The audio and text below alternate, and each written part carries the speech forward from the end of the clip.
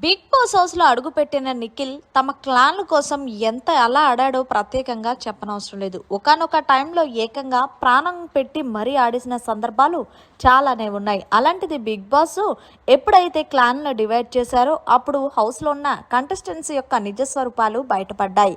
ఈ కిందులో భాగంగానే నిఖిల్ యష్మితో ఎంత మంచిగా ఉంటాడో యష్మి కూడా నిఖిల్తో అంతే మంచిగా ఉన్నట్టు యాక్ట్ చేస్తుంది అంటూ ఆడియన్స్ అంటున్నారు. నిజంగా ఆడియన్స్ అన్నట్టు ఇప్పుడు లైవ్ లో అదే జరిగింది. నిఖిల్కి వెన్నుపోటు పొడ్డానికి రెడీ అయ్యింది Yashmi.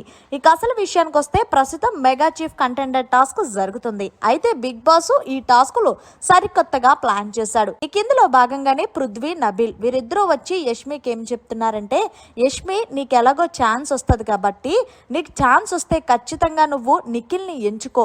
Nikhil mega chief contender అవ్వాలని నాతో చెప్పాడు, కానీ నాకు ఛాన్స్ రాక నేను విష్ణుప్రియకి ఇచ్చాను అంటూ పృథ్వీకి చెప్తే, దీంతో యష్మి అంటుంది, నాకు చెప్పడానికి మీరెవర్రా నాకు అర్థం కావట్లేదు, అయినా నేను గౌతమ్కి ఇచ్చేసాను మాట. నీకోసం నేను ఆడతాను, అలాగే నాకు ఛాన్స్ వస్తే గనక ఖచ్చితంగా గౌతమ్కి ఇస్తానని చెప్పేశాను కదరా, మళ్ళీ నేను మాట ఎలా మార్చును, అయినా నిఖిల్ 4 సార్లు చీప్ అయ్యాడు అంటే ఇక ఇందులో భాగంగా నబిల్ కలగ చేసుకొని, ఆ మాటకైతే గౌతమ్ కూడా ఒకసారి చీప్ అయ్యాడు కదా, మన క్లాన్ కోసం మన కోసం ఎన్నిసార్లు అసలు పోరాటం చేశాడు నిఖిల్, అలాంటిది నువ్వు నిఖిల్ కోసం ఒక్కసారి ఆలోచించవా అంటూ నబిల్ అడిగేసరికి యష్మికి ఏం మాట్లాడాలో తెలియక తాను పట్టిన కుందేలికి 4 కాళ్ళన్నట్టు నేను గౌతమ్కే ఇస్తాను అన్నది.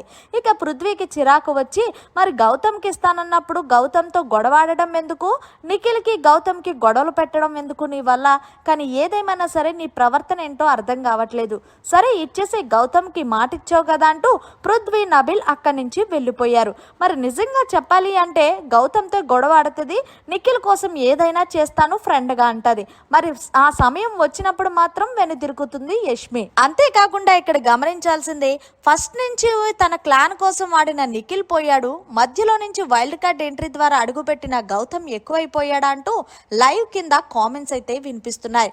మరి ఏదేమైనా సరే యష్మి నిఖిల్కి వెన్నుపోటు పొడ్డానికైతే రెడీ అయిపోయింది.